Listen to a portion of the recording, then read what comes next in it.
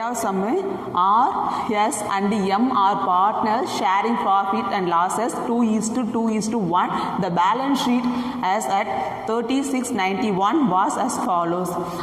RSM அப்படிங்கிற 3 partners இருக்காங்க. அவங்க ப்ராஃபிட் அண்ட் லாஸஸை வந்து 2:2:1ங்கிற விதத்தில் பிரிச்சுக்கிறாங்க. ஸோ அவங்களோட ஃபோமோட ஓல்டு பேலன்ஸ் ஷீட் கொடுத்துருக்காங்க. லைபிலிட்டி சைட் பாருங்கள். கிரெடிட்டர்ஸ் வந்துட்டு 4000, capital 10,000, ஆரோடது.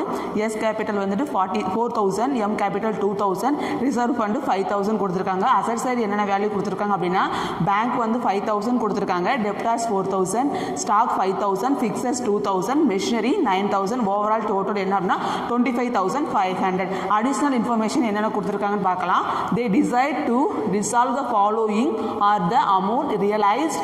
Machinery 8,500, furniture rupees 1,500, stock rupees 7,000 and debtors rupees 3,700. Creditors allowed a discount of 2% and are agreed to bear all realization expenses. For this service R is paid rupees 120. Actual expenses amounted to rupees 900 which withdrawn by him from the firm. There was an unrecorded assets of rupees 500 which was taken over by yes at rupees 400. The journal entry and prepare the realization account and capital account and balance sheet. நம்ம Journal entry போட போகிறோம். என்னென்னா நம்ம Journal என்ட்ரிக்கு வந்து format இருக்குது. அந்த ஃபார்மேட்டை படித்தா தான் நம்ம ஜேர்னல் என்ட்ரி போட முடியும். சரிங்களா? So realisation account data to debtors account, to stock account, to fixers account, to machineries accounts. all assets எல்லாமே வந்துட்டு கிரெடிட்டில் வச்சுட்டு ரியலைசேஷன் அக்கௌண்ட் டேட்டான்னு சொல்லி போடணும். ஸோ ப்ளஸ் பண்ணோம் அப்படி இந்த அமௌண்ட் எல்லாம் ப்ளஸ் பண்ணோம் அப்படின்னா நம்மளுக்கு இந்த 20,000 கிடச்சிடும். நம்மளுக்கு என்னென்ன அசட்ஸ் எல்லாமே கொடுத்துருக்காங்களோ அது எல்லாத்தையுமே வந்துட்டு என்ன பண்ணணும்னா நம்ம கிரெடிட்டில் வச்சுக்கணும். சரிங்களா? அடுத்ததாக தான் வந்து being all assets transfer. Next entry என்னென்னா creditors account data to realisation account. எவ்வளோ அமௌண்ட் கொடுத்துருக்காங்கன்னா 4,000 கொடுத்துருக்காங்க. Being creditors transfer. அடுத்தது bank account data to realisation account. இது என்னென்னா நம்மளுக்கு வந்துட்டு ரியலைசேஷன் என்னென்னலாம் ஆகிருக்கு, என்னென்ன அசட்ஸ் வந்து ரியலைசேஷன் பண்ணியிருக்கோமோ அந்த அசட்ஸ் எல்லாமே நம்ம வந்து ப்ளஸ் பண்ணிக்கணும். ப்ளஸ் பண்ணிட்டு தான் bank account data to realisation அக்கௌண்ட்னு நம்ம எழுதணும். ஸோ அதுக்கு வந்து நம்ம என்னென்ன அமௌண்ட் வந்து ரியலைசேஷன் பண்ணியிருக்கோம் அப்படின்னா இந்த ஸ்டாக்கு, ஃபர்னிச்சர், ஃபிக்சர்ஸ் இது எல்லாத்தையுமே ரியலைசேஷன் அமௌண்ட் கொடுத்துருக்காங்க. எவ்வளோனா 8,500 ப்ளஸ் 1,500 ப்ளஸ் 7,000 ப்ளஸ் 3,700 ப்ளஸ் பண்ணோம் அப்படின்னா நம்மளுக்கு இந்த 20,700 கிடச்சிடும். அதான் being all asset realise expense cost. சரிங்களா? நெக்ஸ்ட் என்னென்னா realisation account data to bank account. இதில் என்னென்னா கிரெடிட்டார் பெய்ட் அப். சரிங்களா? இதில் வந்து 2% டிஸ்கவுண்ட் கொடுத்துருக்காங்க. ஸோ நம்ம கிரெடிட்டார்ஸ் வந்து 4,000 கொடுத்துருக்காங்க. அந்த 4,000ல் நம்ம என்ன பண்ணோம் 2% கண்டுபிடிச்சோம் அப்படின்னா நம்மளுக்கு 80 ரூபா கிடச்சிடும். ஸோ 80 ரூபா என்ன பண்ணால் அந்த 4,000 லெஸ் பண்ணோம் அப்படின்னா நம்மளுக்கு 3,920 கிடச்சிடும். So being creditor paid up. Next realisation account data to R's capital 120 and 120 இது என்ன பண்ணியிருக்காங்கன்னா எக்ஸ்பென்சஸ் அமௌண்ட். சரிங்களா? நெக்ஸ்ட் வந்து S capital account data to realisation account. இது என்ன பண்ணியிருக்காங்கன்னா அன்ரெக்கார்டட் அசட்ஸ்.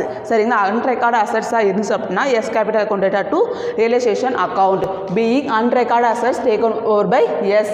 ஏன்னா எஸ் தான் வந்து டேக் ஓவர் பண்ணுறாங்க. சரிங்களா? நெக்ஸ்ட் வந்து R's capital account data to bank account. எவ்வளோ அப்படின்னா 900 being realisation expenses paid R. என்ன பண்ணுறாங்கன்னா ஆடு தான் வந்து என்ன பண்ணுறா பெய்ட் பண்ணுறாரு. ஸோ அதனால் வந்து ஆர் அக்கௌண்ட்டில் நம்ம எடுத்திருக்கோம். நெக்ஸ்ட் வந்து ரிசர்வ் ஃபண்டு நம்மளுக்கு வந்து சம்பளம் 5,000 கொடுத்துருக்காங்க.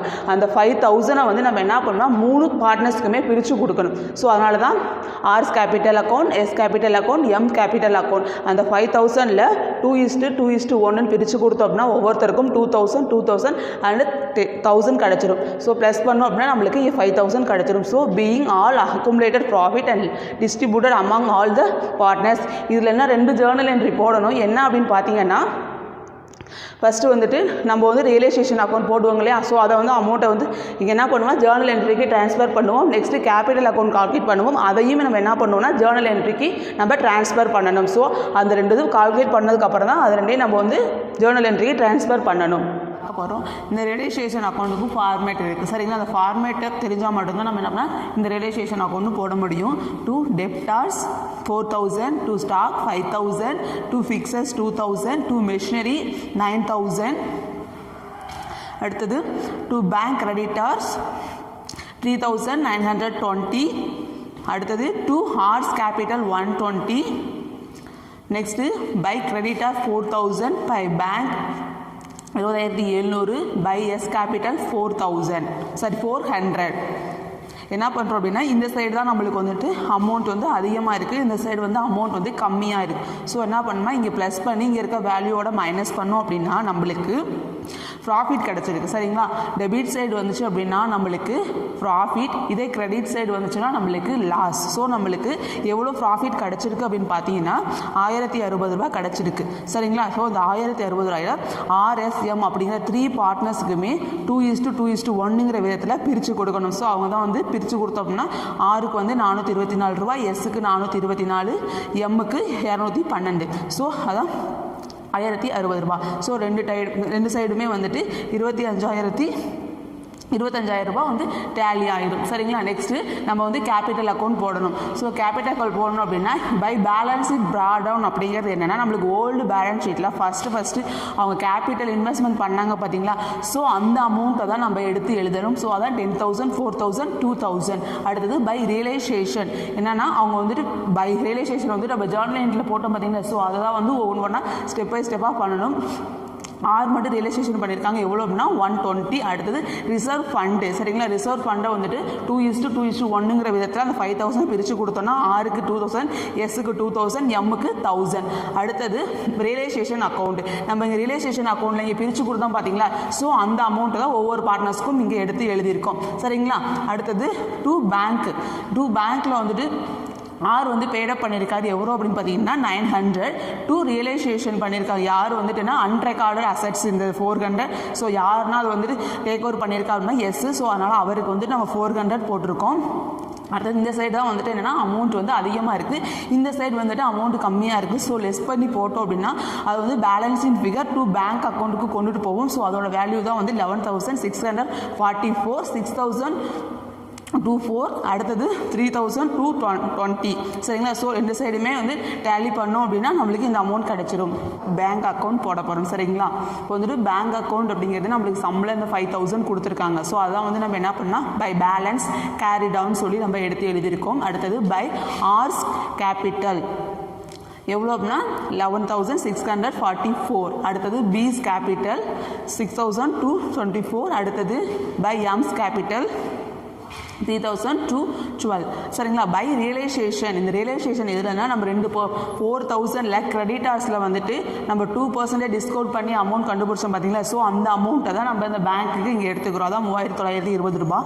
அடுத்தது பை ஆர்ஸ் கேபிட்டல் இவர் என்ன பண்ணா பேங்க்குக்கு வந்து பேடப் பண்ணியிருக்காரு 900. ஸோ அவையும் வந்து பேங்க் அக்கௌண்ட்டில் எடுத்துக்கிறோம் சரிங்களா. இந்த சைடு தான் வந்து வேல்யூ வந்து அதிகமாக இருக்குது. எவ்வளோ அப்படின்னா 25,700 ரூபாய் அதிகமாக இருக்குது. ஸோ இந்த இதில் வந்து 5,000 லெஸ் பண்ணோம் அப்படின்னா நம்மளுக்கு இந்த 20,700 ரூபாய் கிடச்சிரும். ஸோ இதுதான் வந்துட்டு ரியலைசேஷன். ஸோ ரெண்டு பக்கமும் இப்போ சேமாக டேலி ஆகிரும். தேங்க்யூ.